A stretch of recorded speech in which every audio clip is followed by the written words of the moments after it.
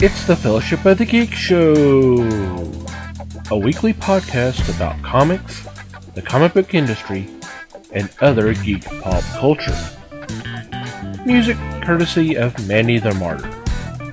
And now, on with the show!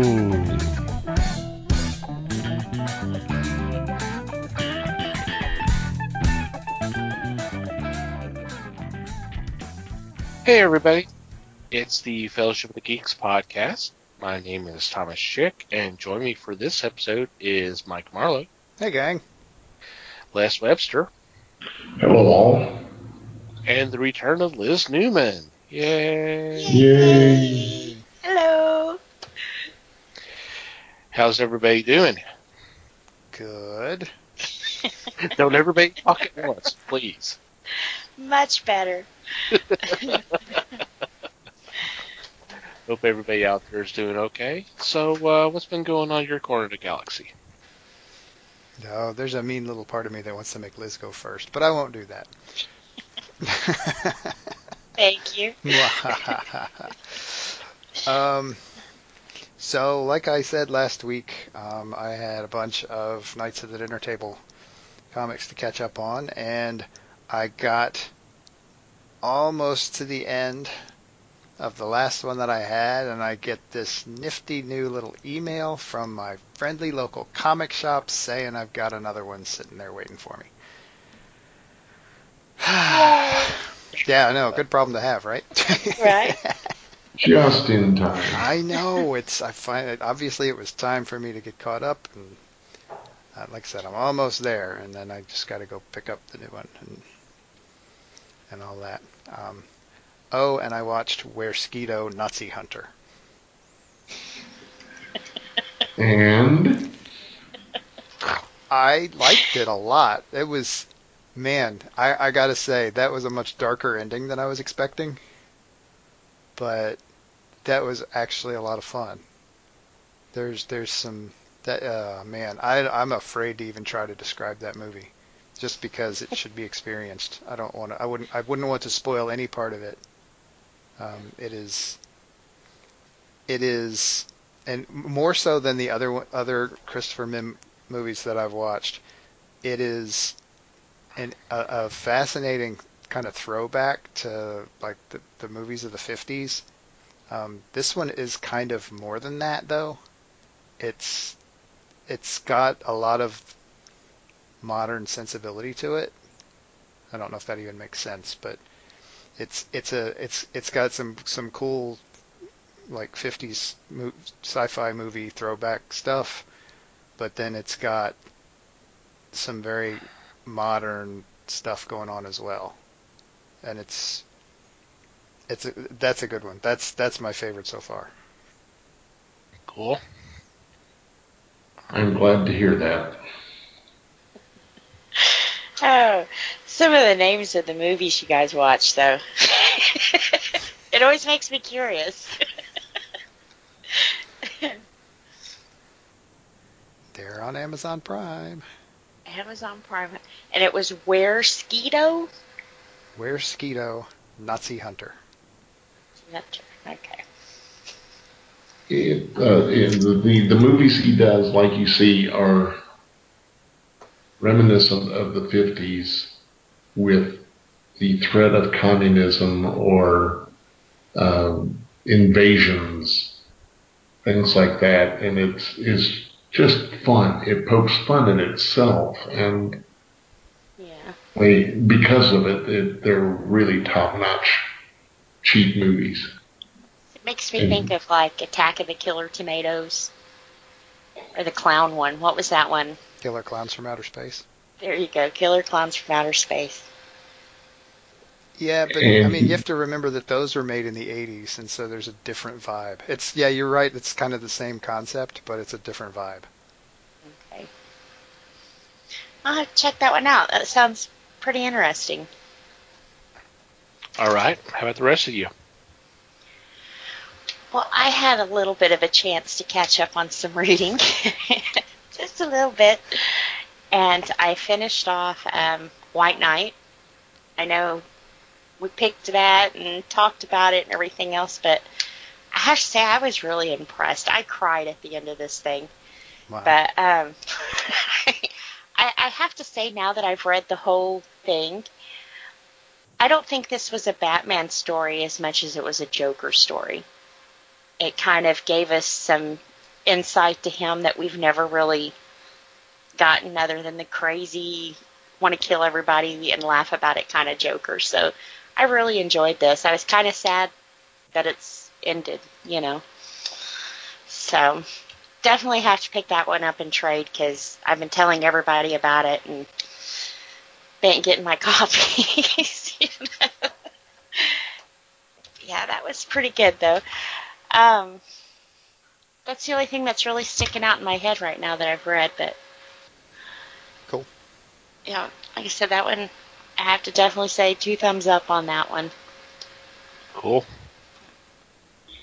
I made an investment this weekend and bought about, I want to say 2/3 of my comics in the box.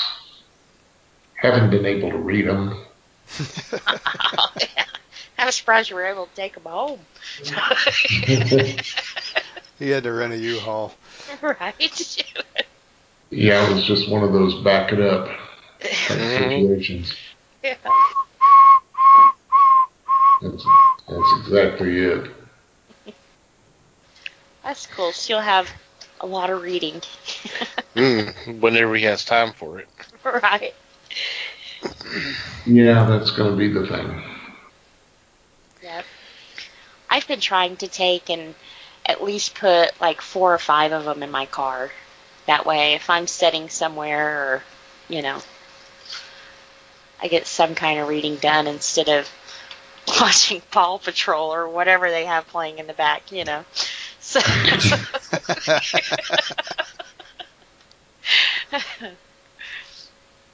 One of those moving stories, huh? Oh, yeah. I'll tell you. They're I riveting. thought I was out of all of that, and then, no. Let's watch 2 more kids who are in the same kind of crap. Yeah, most people are like, hey, did you see the latest episode of Riverdale? And I'm like, no. But I know that Chase and Marshall are now pirates.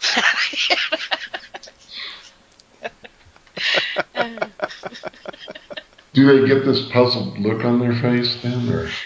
Right. Like, who are Chase and Marshall?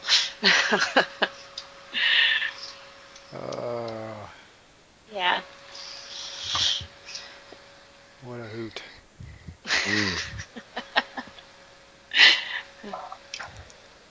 I have added to my Epic collection.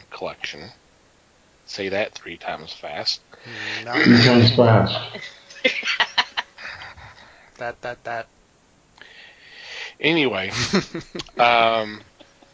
this is volume 3 of The Amazing Spider-Man, Spider-Man No More, and it collects issues 39 through 52, annuals 3 and 4, and then Not Brand Eck number 2.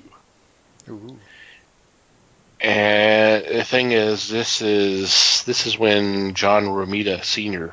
joins the book, and oh my God, the art is so beautiful.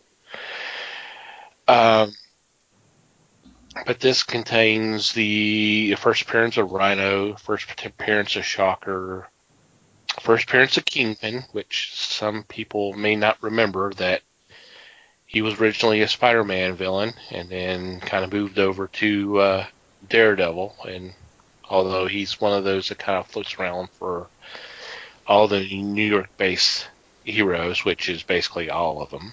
Yeah, he's more of a regional supervillain than a specific one. Yeah. But the thing is on this collection, I mean, the very first story arc is the reveal of who the Green Goblin was, or it is. And I remember reading these stories back when they were reprinting Marvel Tales. And you think about going a couple of years of trying to find out who this person is. I mean, you know, it's just one of those mysteries.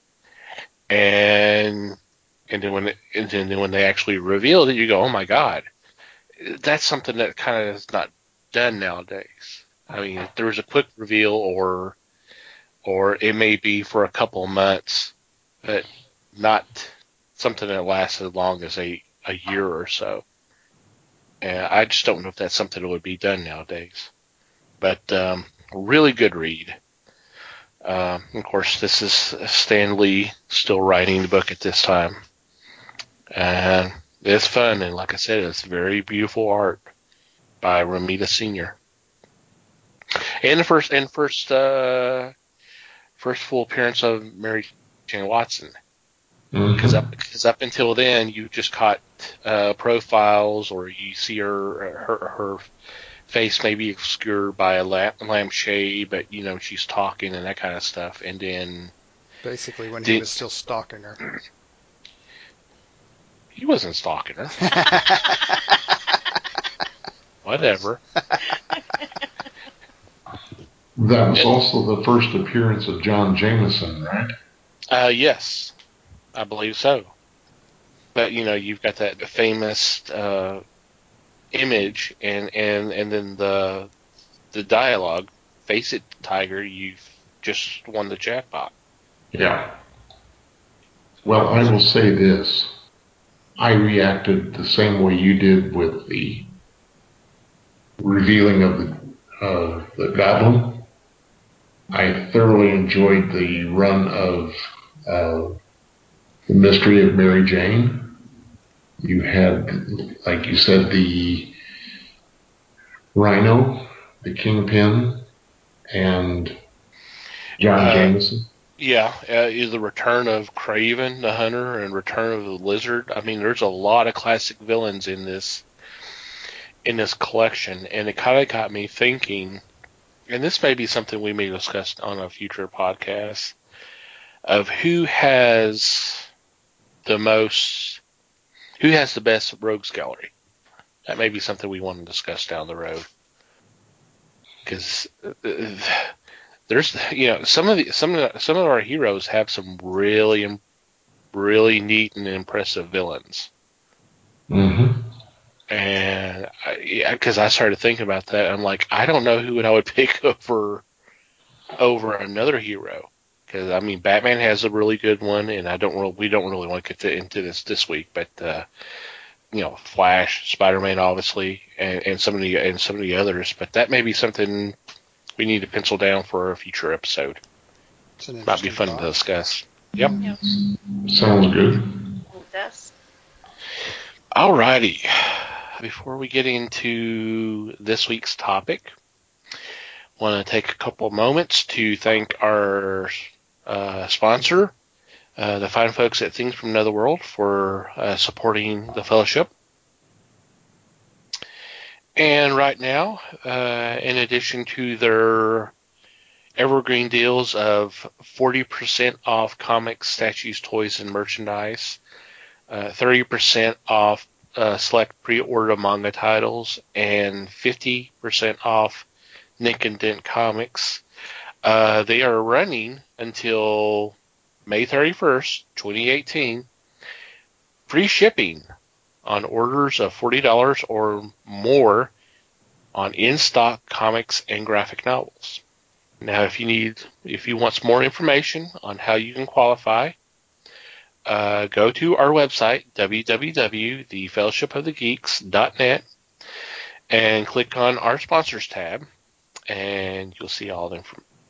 What you need to do, and there will be links there as well that you can click on, and I'll take you to their website and let them know that we sent you their way. And like I said, it's good through May 31st of 2018, which is only going to be a few more days. So go ahead and take advantage of the free shipping. That's always good.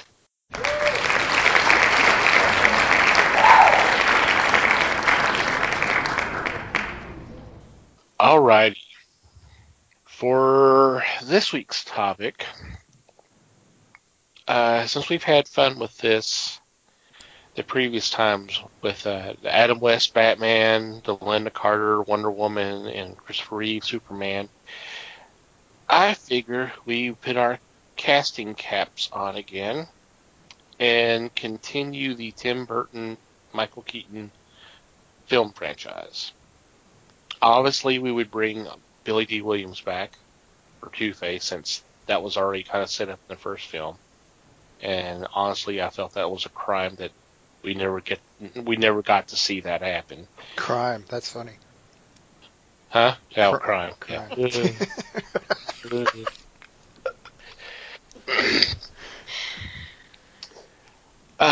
So with that, we all received a list of characters, and we will now reveal who we decided should be playing these roles. So who would like to go first? I'll go first. Okay. I guess. Okay. All And right. you can pick whoever you want to cast first, and we'll just go that way. How about that? Well, I'll go with who I have first, which was Green Arrow. Okay. And I picked James Spader. I thought back in '89 he always played that bad boy, slap a goatee on him, and he would have been perfect. I can see Yeah. it. I can see that. I can totally see that. That would work pretty well, I think. Mm-hmm. I agree. Not today's James Spader. Well, That would be a totally different role. Totally different. yeah, because I mean we're looking at more like early '90s, but yeah, James Spader at that time, I could definitely see him do it. There's actually one on the list here that I think he would, if we were doing it modern, that I think he would be an interesting choice for. But we'll get to that. Yeah. Remind okay. me when we get there. Okay. The one I picked for Green Arrow, and yeah, like you said, I was looking at about 1990, which admittedly is probably a year or two early, but I figure, they're going to plan. If we're going to plan a franchise properly, we're going to plan more than the next movie out. So we start planning this in '90. I actually picked Kiefer Sutherland for this. Ooh, okay. And Yeah. I'll tell you why. The role I looked at for this was actually from a couple of years before, I think, if I remember right. It was actually Disney's Three Musketeers. Okay. The character, the way he played Athos, I thought would work beautifully for Green Arrow, for Oliver Queen. I thought it was he did it with just the right amount of tortured soul, but plenty of hero in him, but just enough tortured soul. Not enough to play Batman, but enough to pull off Green Arrow pretty easily. That's good. I like that choice. I do. Cool. Do you want me to go next, Les, or do you want to go? No, go ahead. I really don't have anybody for Green Arrow. Oh, okay. Really? Wow. Interesting. Okay. My choice actually came from, well, I guess it's going to be pretty obvious where I got the choice. I went with Val Kilmer. Because of him playing Bruce Wayne Batman in Batman Forever. He could definitely play the playboy, and I thought he did a decent Batman. It wasn't his fault that the script was horrible, but he's a good actor. I think he could have played the duality, and I thought it was kind of an interesting choice. I'd almost give him a shot at it just from what he did in Top Gun, honestly. True. Yeah, that's true. See, after watching The Doors, everything I seen him after that, he was Jim Morrison. I think he really was Jim Morrison after that. Yeah. But anyway. Yeah, pretty much. Yeah, I don't know if that movie particularly messed him up, or if it was just, or if it was something that happened soon after, or what. But yeah. Yeah. Okay. See, and I don't want to poke too much fun at Les for not having a Green Arrow because I honestly have like two choices for almost everything on the list. Okay, I just who's your couldn't. other choice then? I just couldn't narrow. No, no, no. Actually, this was one I only had one for, but Oh, okay. Dope. yeah. Okay. So, Liz, who you want to go with next? I was kind of, I don't know, on Raj Al Ghul. We'll go with him next. Okay. I was trying to find someone mysterious like he is, and so I went with Ben Kingsley. Okay. Wow. Yeah. Yeah. You know, that kind of, he had the look and, you know, so, yep. I cannot argue with that. Yeah, I can't either. I mean, if nothing else, Ben Kingsley is just an amazing actor anyway. So you give him any role and he can make it work. He can make it happen. With the possible exception of whatever the hell that was in Iron Man 3. Well, I think that's still up for debate. Yeah. On who that was. I think it was a terrible character that he was handed. So you get what you get there. But yep. I've got to look at his role in Iron Man as the Mandarin, and I just shake my head. Yep. I think a lot of people did. Okay. So for this one, this is one I have two names for. Okay. And the reason I have two names for it is because one of them is just so blatantly obvious that I didn't want to go with it. Okay. So my first choice for this role was Sam Neill. Ooh. Nice. Yeah, because he didn't. It's one of those. He doesn't have to be really old, but if anybody, I mean, he could. Again, another actor here. Mm-hmm. He can pull this off. And there's stuff he was doing in that time frame that proved it. I like that a lot. I do So too. just out of curiosity, who was the other one? I want you two to name yours first before I give the blatantly obvious choice for this role. Okay. All right, Les. I have two for this one also. Okay. And I'm going to go with kind of an international flavor. Okay. Louis Jourdan. Oh. Okay. I like it. That's a nice. I like that one too. I like. I can just imagine his speech pattern. And it could probably be amended enough to closer to Queen's English. But I see that as an international flavor, it could work. Very nice. Yeah, I like. Wow. Yeah, I really like that one. Yeah, I went obvious. I went with Christopher Lee. I like that too. I do too. Yeah. And mainly because he was supposedly the inspiration for Ra's al Ghul originally back in the 70s. And I don't know, when I started kind of thinking about casting actors for a Tim Burton film, I kind of started looking at some of the other actors he worked with a lot. And I saw Christopher Lee. I was like, okay, that's a no-brainer. Yeah, that is hard to argue with. Very good choice. That is a good choice.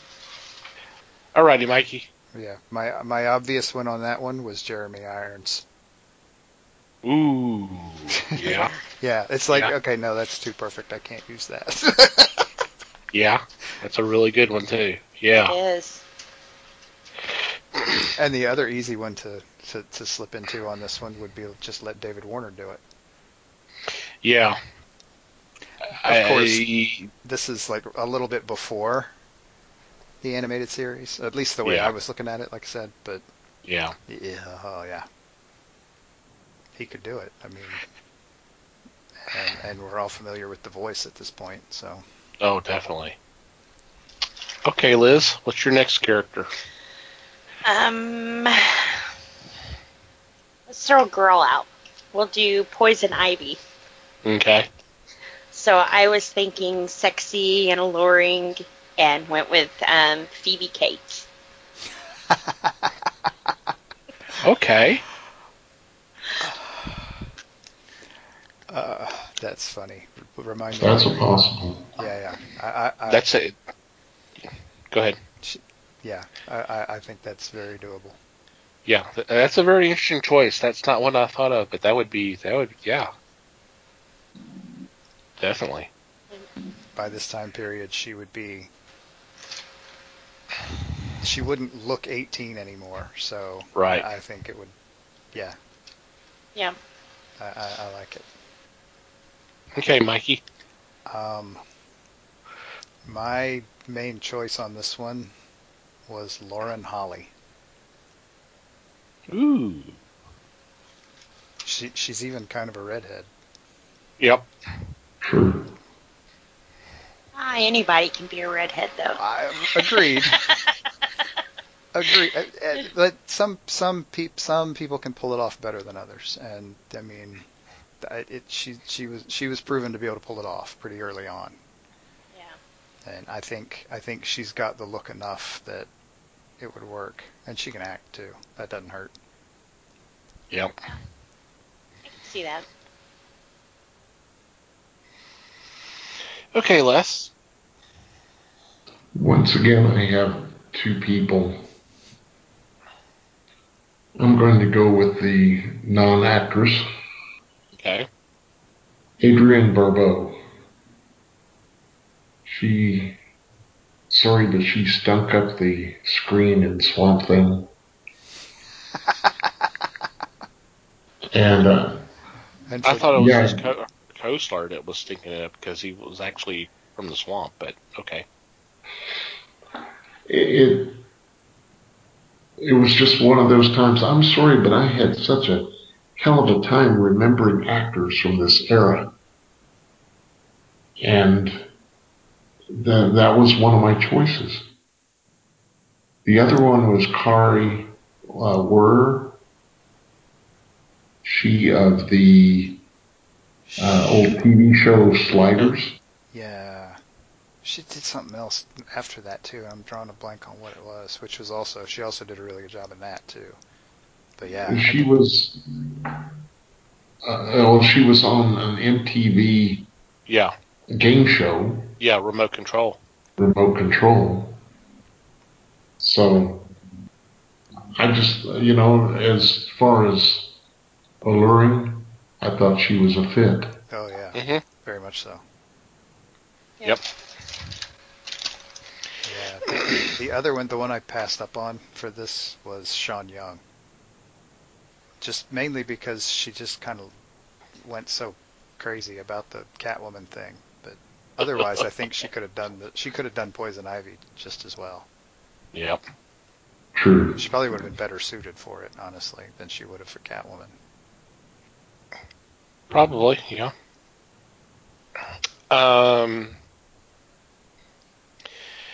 As I said with my previous pick, I kind of went with, I kind of looked at actors. I didn't do it with all of them, but some of them I kind of looked at actors who had worked with Burton before or since. And this may be a little bit of an odd choice. I think, I'm not really sure about her acting talents because you never really saw her do a whole heck of a lot. But she definitely would have had look, and my choice is Lisa Marie, his girlfriend at the time. She was in awesome. a lot of his movies. A lot of his movies until they broke up. And then she's not in any of them now. Right. It's Helen that's in them now. But she definitely she's a very beautiful woman, and she has some acting skills. Yeah, I think she could have done it. I think she could. Sure, why not? Yeah, why not? Alrighty. Liz, who are we talking about next? Let's see. The question, Okay. I went with Rutger Hauer. Oh, that's Ooh, interesting. Yeah. Just That's very interesting. partly he's got that strong face, you know, when if you covered up half of it, you could still see that face. That's nice. That's a very interesting choice. I like that. That's nice. Okay. Mikey. I have to admit, I copped out a bit on this one. Okay. Because I've picked this guy before. Okay. My choice for the question was Kevin Bacon. Nice. Yeah. Okay. Because again, he can act, and in this time frame, he would have been, I mean, like right at the right age for it. He would have been just a little bit older, but not too much. And I mean, clearly can do the action thing. Okay. Interesting choice. I like that. Was this one another one that you had too, or? Yes, was the only- but my other one is very oddly conditional, so go ahead. Okay. Okay. All right. Les? I too had two of them, Okay. and I'm looking back at television actors here. One was Billy Mooney. You're looking at a sharp but snarky character here. And I could see where he could fit the part. Somebody that was a little beefier would be Butch Patrick, Eddie Munster. And luckily, both actors would get to wear a mask 3/4 of the time. So. Okay. I like Bill Mooney for this one because, I mean, if nothing else, his work on Babylon 5 a couple of years later. Right. He proved he could do action. So yeah, I like it. I like it. This is one that I had two actors for. My first one is Joe Mantegna. Okay, Yeah. I can see that. I can see that. I don't know. It just there's just something about him.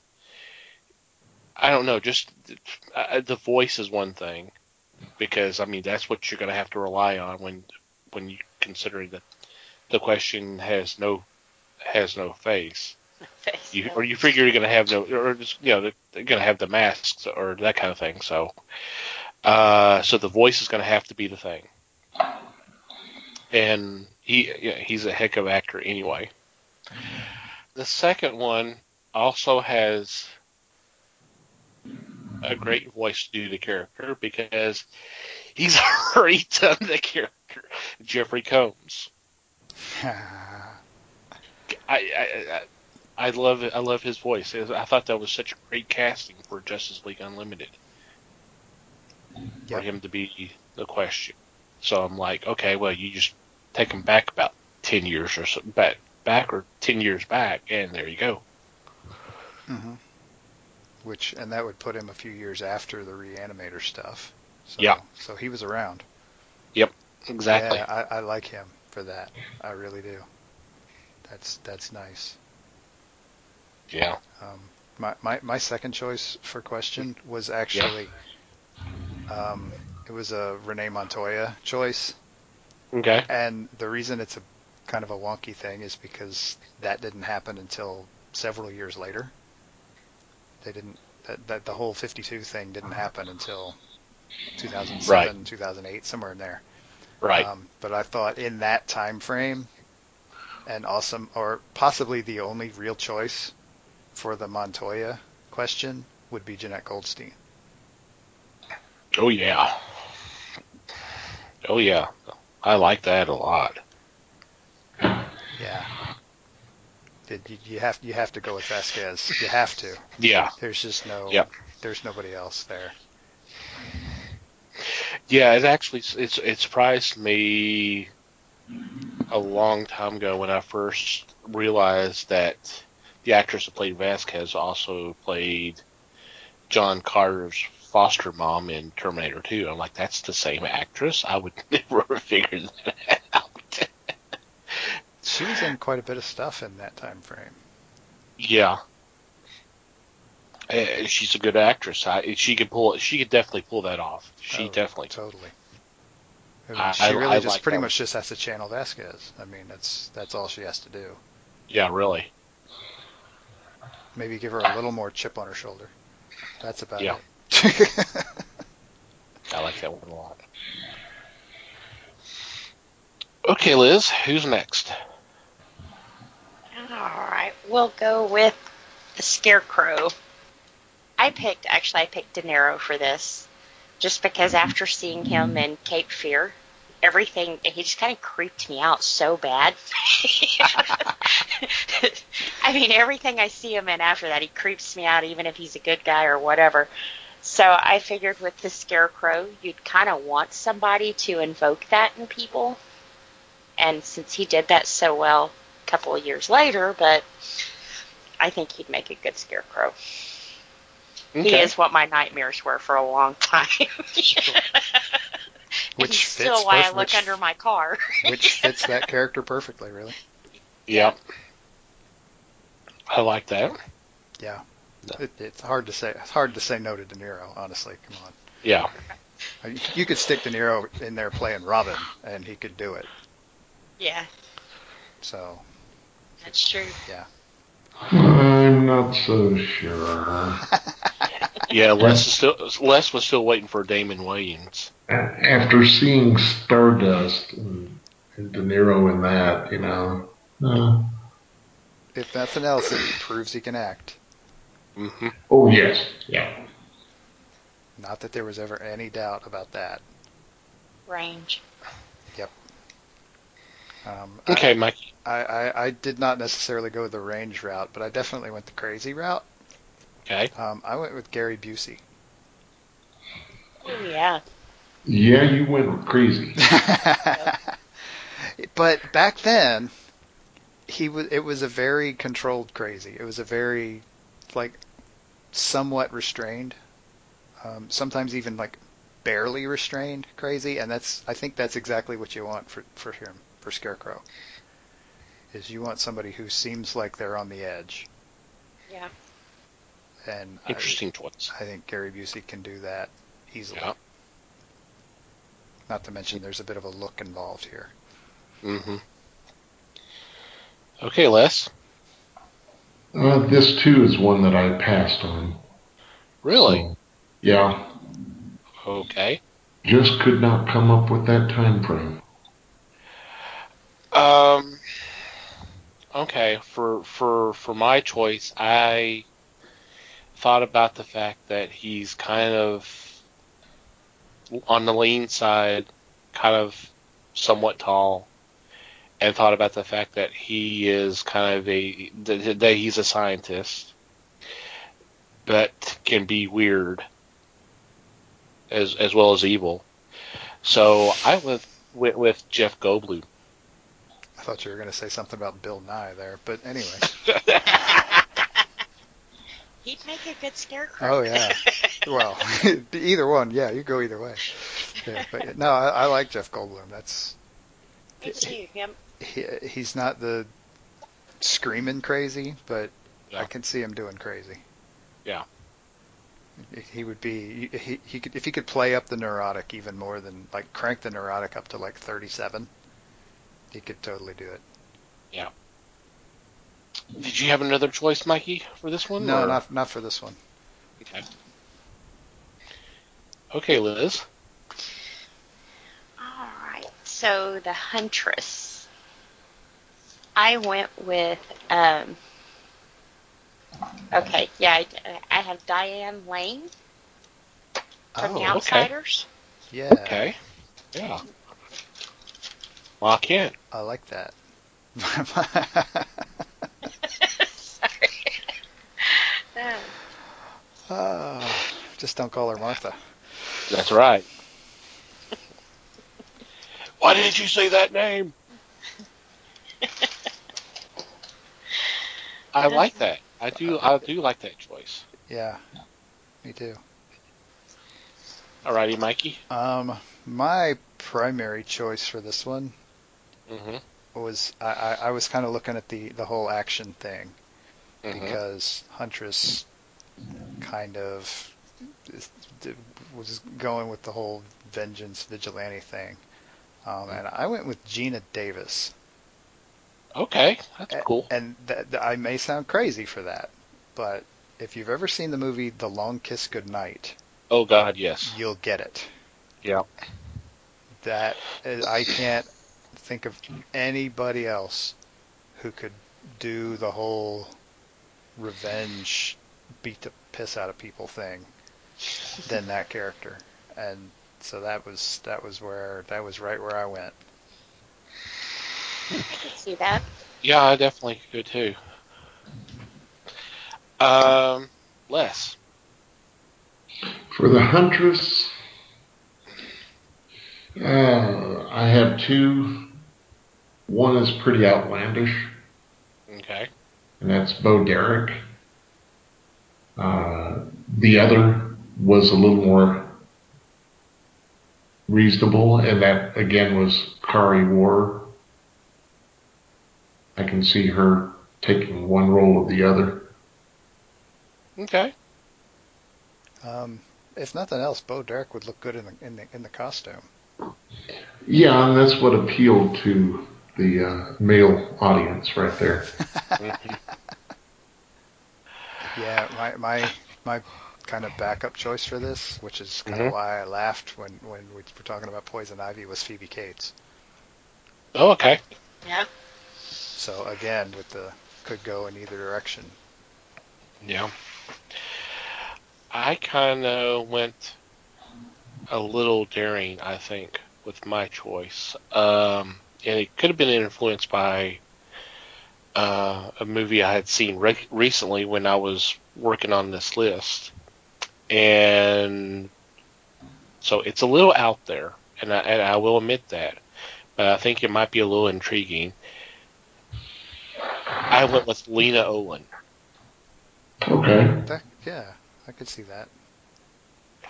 And the thing was just I'm blanking on the movie, but it was with Gary Oldman, and some of the stuff that she did in the film, I was like, oh, that's kind of, I can kind of see it. So, Yep. it's a little out there, I know. Well, she can act too, and that's true. That does not hurt. Nope, does not hurt. Alrighty, Liz. All right. We have the Riddler. Okay. This one may be a silly pick. I went with I went with funny, and when I think 80s and funny, I had to pick Tom Hanks. Like I said, it's silly. Well, the thing is with Hanks, you could actually go either direction. You can do the silly like the Frank Ocean, but we obviously know Hanks can act. So Yeah. if they went the dramatic, like the animated series route, he could do that too. That's a really good choice. Yeah. I cannot argue with that. Yeah, he can go either way. So that would have been that's a great choice. Yeah. Okay, Mikey. It would be. Sorry. It would be fun to see him do the silly Riddler, just to see him do the silly Riddler. But Mm-hmm. yeah, he could totally pull off either direction. You know, I just wonder if he ever gets a script nowadays that kind of harkens back. No, not necessarily slapstick, but just anything kind of humorous anymore. Because he pretty much just does all drama now. Yeah. I just wonder if he has any interest in doing anything Yeah, or if it's a deal where nobody has the huevos to actually send him a comedy anymore. Right. Yeah. Because they're afraid he'll just laugh and say no. Yep. Well, and then sometimes, not saying it's him, you have those actors who get tired of being typecasted as a certain character. And after you play it for so long, it's just kind of like, bleh. Yeah. Give me something serious or give me something different.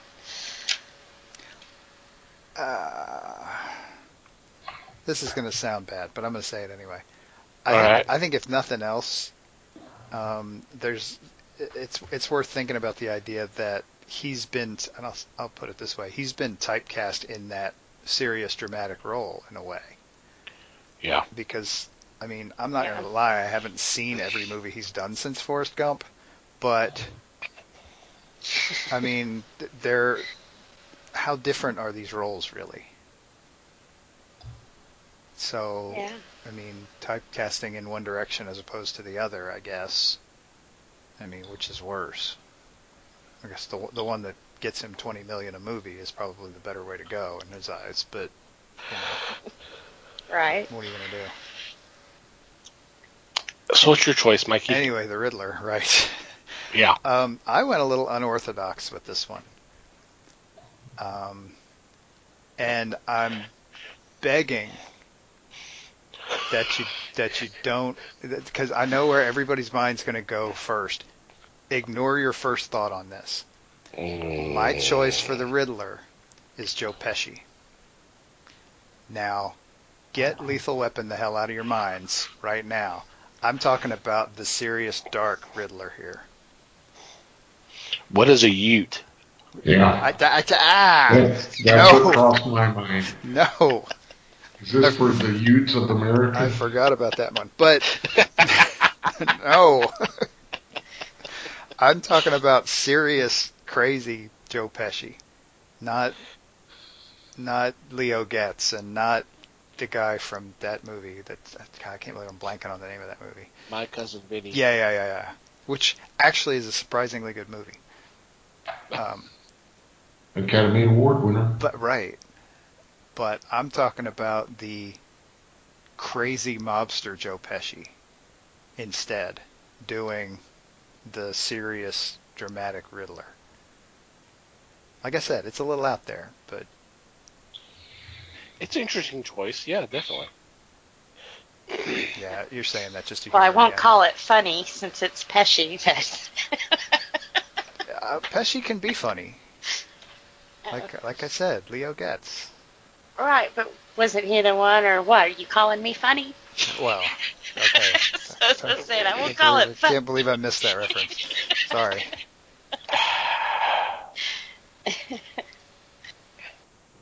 It's all right, Mike. It's all No, right. yeah.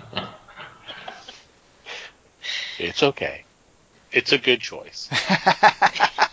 It's a very good choice. We're all friends here. Smile and nod. Back away from the crazy person. Yes, I know. I know the drill. Alrighty, Les.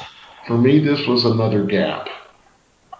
Okay. So, Oh, just couldn't bring yourself to find a Riddler, huh? no, but I've heard some really good choices here, too. I kind of went obvious, although I wasn't thinking the humorous side.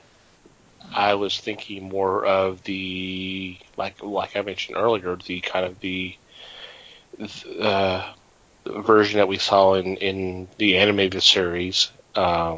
I still would like to see that kind of a version of Riddler at some point. Mm-hmm. I went with Robin Williams. I almost picked him. Just because he can be serious, too, if you think of, what was that photo booth he played in? Oh, yeah. 1 hour That photo. that was like, whoa. Oh, yeah. He did some great dramatic roles. And he can do it, and he can... And again, I miss him. Again, you get that barely restrained crazy thing going on. Yeah. That would work just as well for the Riddler. And yeah, you could do the crazy, and he could be a little humorous, just enough to kind of maybe keep the audience kind of off kilter a little bit? Do you think Kind of he's got funny to, that makes you uncomfortable. Yep. That's actually a really good way of putting it, but yeah. yeah. As long as Joel Schumacher is not there. Oh, right. Yeah. This is the Tim Burton films.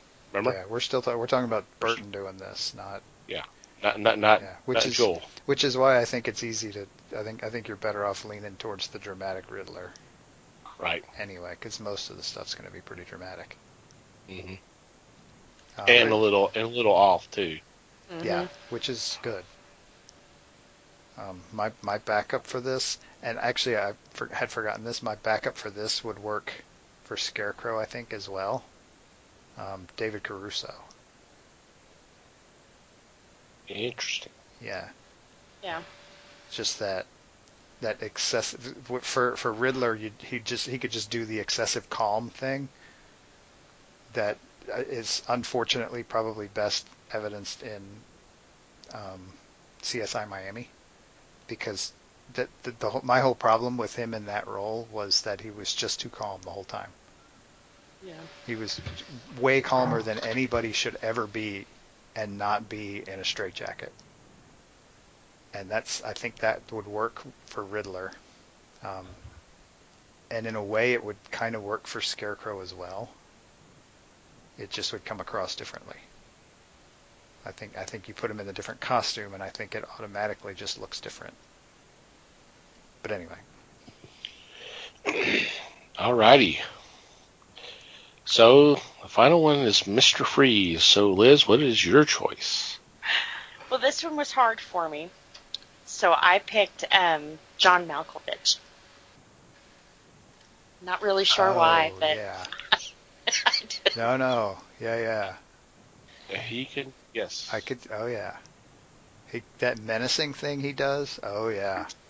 Yeah. Oh yeah. Nice. He like kind of had that look down too, so. I like that better than I like my own pick. Is. I went with James Caan.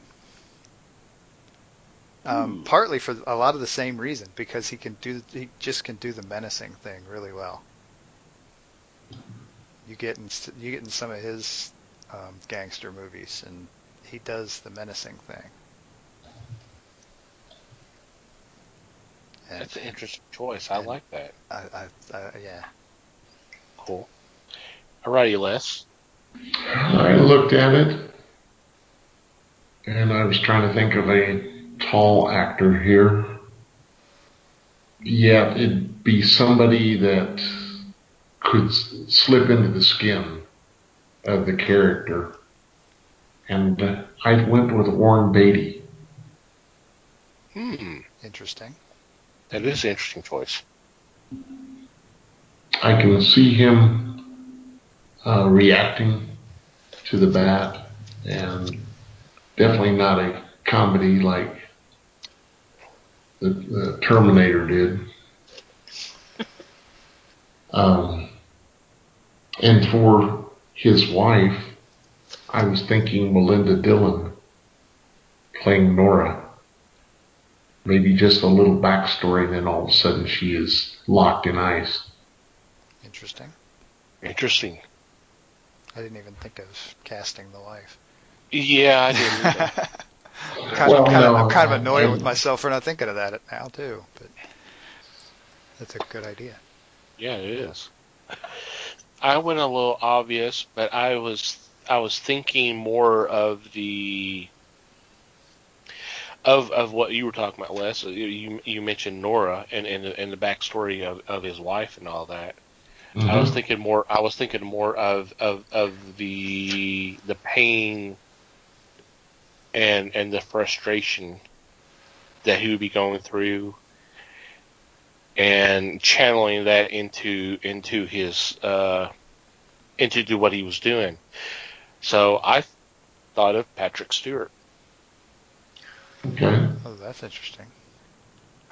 He doesn't do a lot of villains. I don't think he really has, but I think he could do it. But there would be if it was handled right, especially with the backstory, that there would be a little bit more of a humanizing the character, and which is something we didn't really get in the version that Les mentioned, and make him more of a tragic character, and he could definitely do that.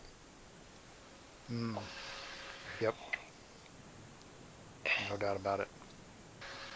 This is another one of those you could almost go with the animated series option and just let Michael Ansara do it. Yeah, definitely. But of course, that came a bit later. Not by much. No, not by a lot, but I mean, I think some of the there was some, I don't want to say style, but there were definitely some ideas that came from Burton. Yeah. Whether the creators would admit it or not, and I'm sure they would, honestly. Yeah. There was a flavor there that lines up pretty well. So it's not a huge stretch, I think, to bounce back and forth from one to the other. Right.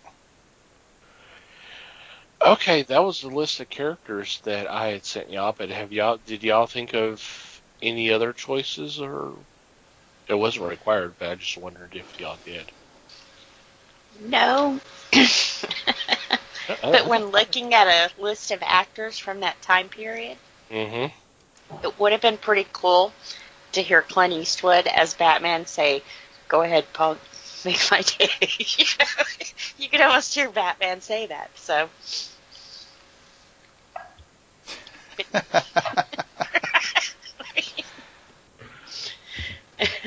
I did have one. Okay. And for Hugo Strange, I picked an actor that I thoroughly enjoy each time I see him on the big screen or the little screen, and that's Ray Wise. He just has a look that you go, this guy could be the devil himself. Ray Wise is good. Yeah, that guy. He just Okay. has that air. Yeah, I could. Oh yeah, I like it. Yeah, I like that one a lot too. That would definitely be one that Burton probably would play with. I mean, the character. Yeah, that would have been interesting for sure. Yeah, I like that one a lot. Alrighty. Boy, those are really, really good choices. Definitely some ones that I didn't think of, but I like them a lot. I've enjoyed doing these. We're going to have to figure out how we're going to do other ones. I don't know about wanting to do the current slate, but we'll figure something out. Because I wouldn't mind doing more of these. How about you? We'll figure out a way. Oh yeah, this is a lot of fun because this is, like I said, this is the research type stuff that you have to do for one of these. Is kind of right up my alley. I like doing that kind of thing, and it's interesting. Yep. It's interesting to kind of go back in time and look at what was going on at a given point in time. Right. Like looking at who's working and what they're doing in this time frame, the 1989-1990 time frame, is kind of fun. I bet we can find a way to do this. Alrighty. Any final thoughts before we take a break? Given Liz's mention of Clint Eastwood, okay, in this time period, I will throw out a crazy idea. Okay. The Dark Knight Returns. Okay. Let him play Batman, and the older Batman. There was talk about at one time about him about trying to get him to do that. There was someone else. I am so blanking. Was the TV show Hunter Yeah. with Fred Dryer? Yeah. I seem to remember there being some kind of talk about using him. So, do y'all want to do that? Y'all want to cast a Dark Knight Returns film? In this time period? Whatever time period. This is something we can work off the, not necessarily while we're recording, but yeah, we'll stay tuned, folks. Yeah, we'll figure something out. We may be doing that down the road, folks. So just stay tuned. But yeah, I don't mind doing that. We can figure out a time period and. So. Yeah. Alrighty. With that, we'll take a quick break and be back with our weekly picks.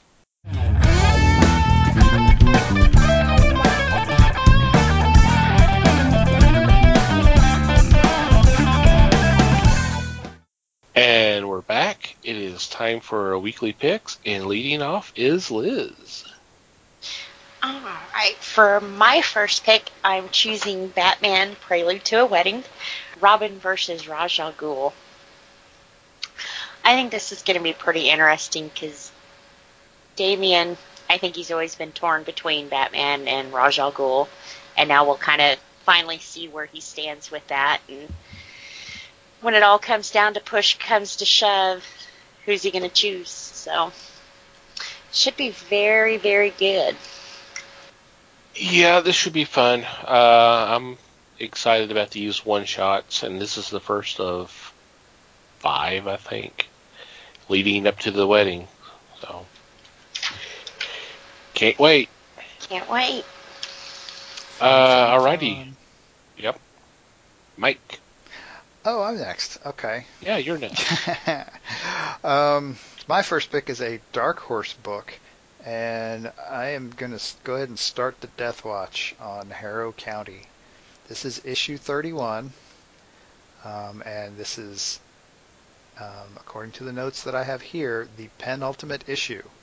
Yep. I have talked about this book before, and it really is one of the best.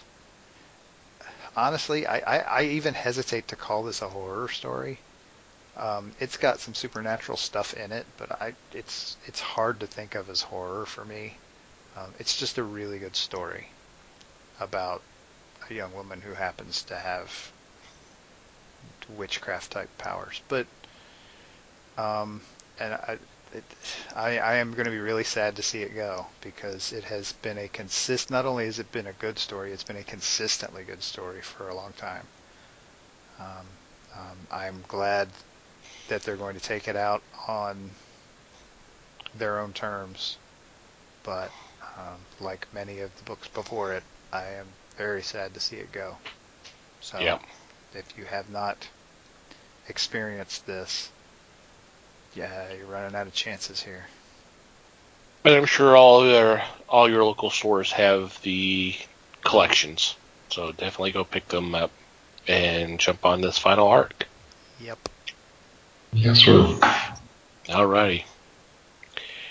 I am next, and for my first choice, I turn to Alterna Comics, and that's the second issue of Tinseltown.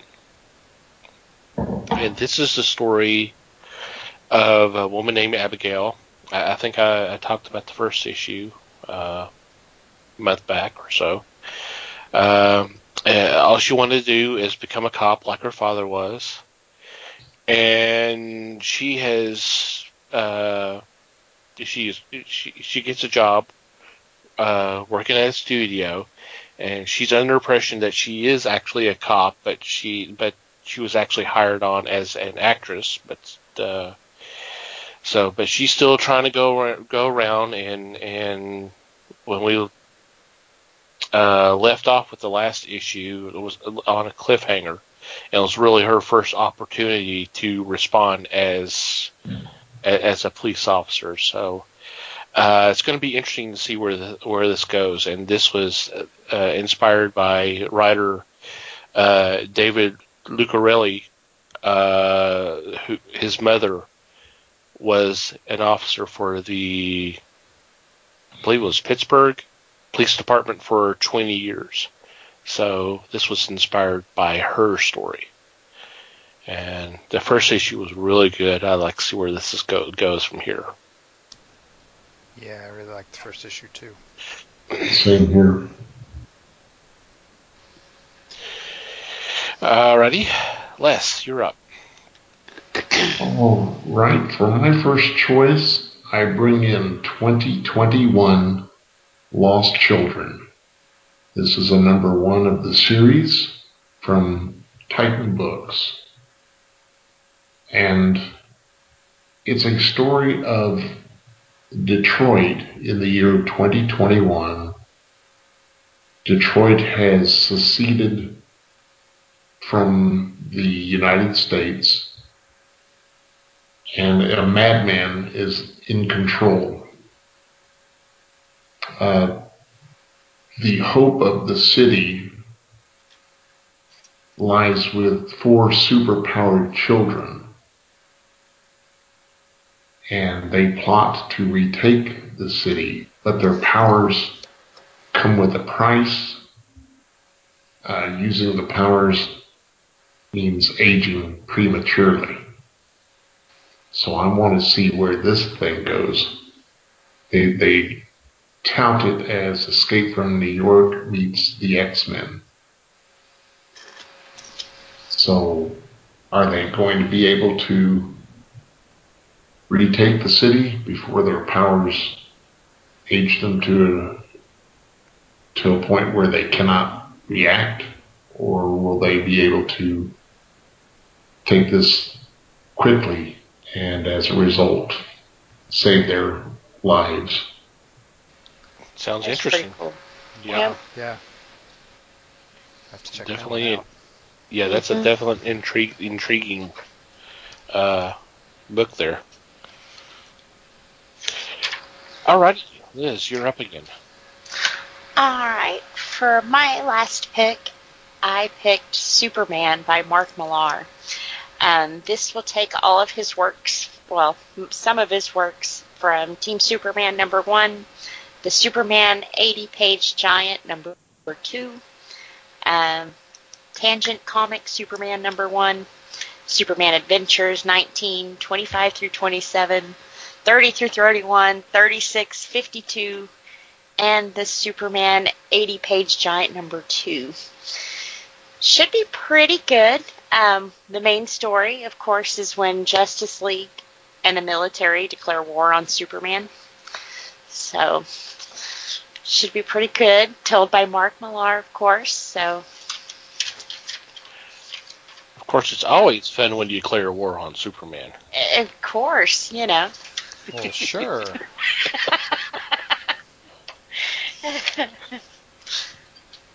Oh, and Yeah, also the 50-foot robot lobster is in this book too. So, Oh, that's right up in Les's alley. Everybody's Right? favorite. You betcha. It's not Titano, but it's pretty close. close. True.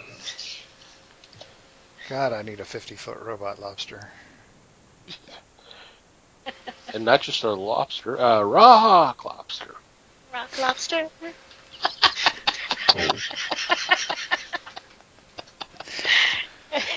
I want to apologize to all listeners. What are you talking about? They're laughing at that. Yeah. They probably even were singing along.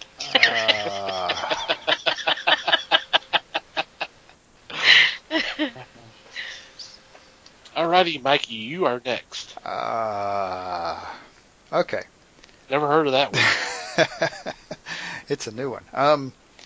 My second choice is a Valiant book, and it is called Valiant High. This is a #1 of 4, and it is exactly what you think it is. It is, let's put all of the Valiant heroes back in high school together, because that'll be fun. And I honestly do really expect it to be fun. And I am really curious to see how funky and weird they get with this. But it looks like, if this description is accurate in any way, it is going to focus on Livewire and Faith, which, how can you possibly go wrong there, right? Go. So I think it should be a lot of fun. Yep, I do too. It is an interesting premise, but from what I've seen of the art, looks like, yeah, exactly. It should be a blast. I can't wait to get my hands on this one as well. For my second choice, I am going with Man of Steel #1, and this is the first of, I believe it's 5 weekly issues. This is the start of Brian Michael Bendis' run on the Superman books. This is setting everything up for the new Superman, the relaunched Superman title, and then with Action Comics, which is not being relaunched, it's continuing the numbering, because they just hit 1,000, so they're not going to turn that over. They'll just keep on going. The little teasers we got in Action 1000 and then the DC Nation #0 are intriguing. I'm kind of curious with what he's planning to do, and some of the synopsis I've read for the upcoming series sound really good. So he obviously has some great ideas in store, and now's the chance to get on board and check it out. Yep. Whatever happens, it will be interesting. Mm-hmm. Yep. I want to see what Bendis does with this character too, and how it will stretch to 5 titles. Is that right? Well, it's 5 issues. This is basically resetting the origin, and I guess he's adding some of his spin to it. Okay. Which I know that's had some people upset from what I've seen on internet, but hey, or on social media. But hey, that's social media. There's always someone upset about something. Oh. So, Les, what's your second pick? My second pick, I want to let you know that Mega City 1 is under attack. This is Judge Dredd under siege. And Judge Dredd and Judge Beanie are sent to investigate a riot going on at the Patrick Swayze block. And they find that it's a beachhead for an all-out mutant assault. I want to see this so bad because being a reader of Judge Dredd for so many years, this appeals to me because you've got tenseness and grittiness and humor, and I just want to know what they can do this time with one of my favorite law characters, and hopefully they'll do it big justice. Justice. Yeah. That's good. Yeah, I saw what you did there. Cool. And the honorable mention this week is... The honorable mention is a book called Where We Live. It's put out by Titan, and it deals with the shooting in Las Vegas. It has a string of writers and artists involved with this. 100% of the sales of the book go to the GoFundMe campaigns for the survivors. And if I could just read a few names, here are some of the writers: Michael Allred, Kurt Busiek, Brian Michael Bendis, Mike Mignola, Neil Gaiman, Gail Simone, Amy Chu, along with the art illustrators of Jeff Lemire, Sean Phillips, Michael Avon Oming, Phil Hester, Bill Sienkiewicz, Raphael Albuquerque, Jeff Darrow. And to me, this is going to be a phenomenal book.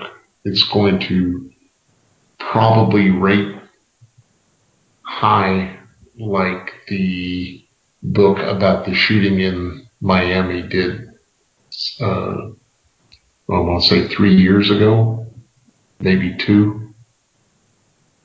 And just a great compilation of little stories that is going to take you by surprise and hopefully turn your heart. Be looking for it.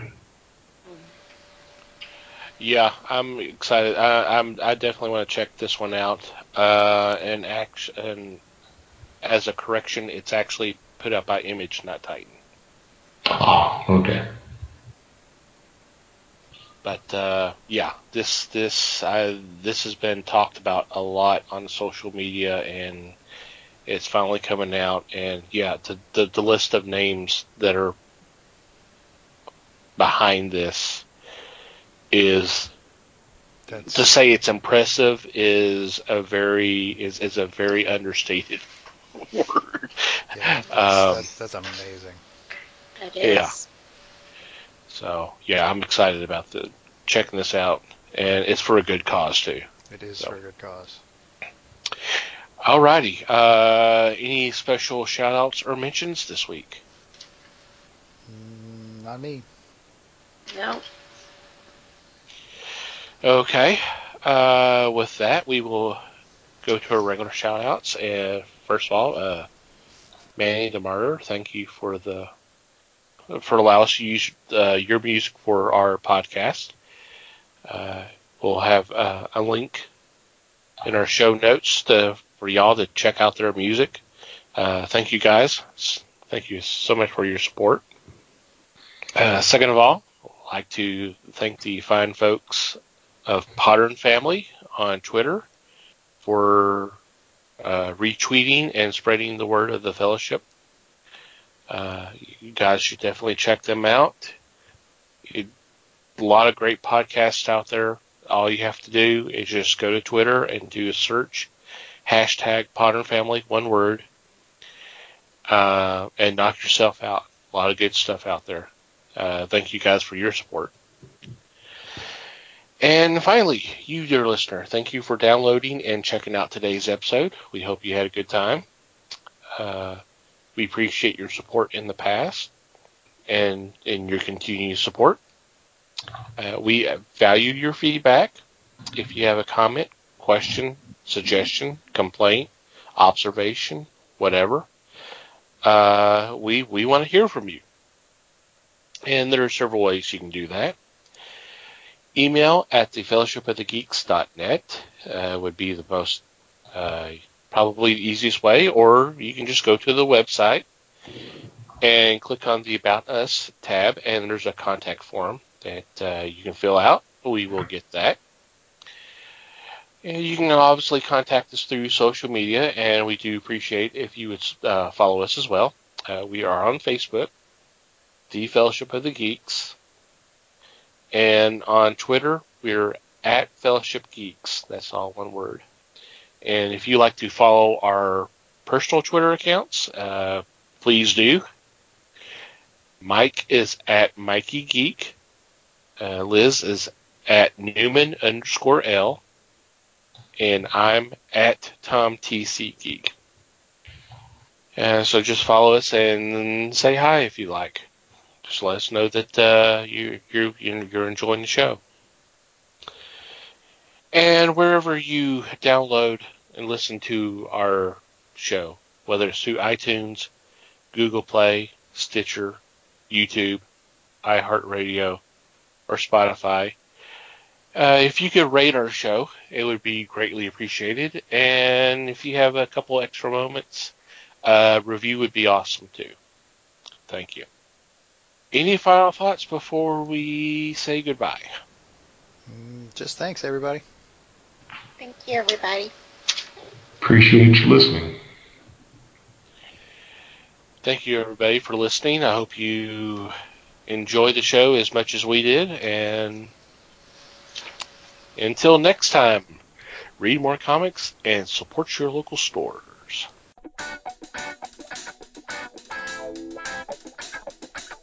We thank you for listening to the show. Comments, suggestions, and questions can be sent to email@thefellowshipofthegeeks.net. You can follow us on Facebook at The Fellowship of the Geeks and on Twitter at Fellowship Geeks. Until next time,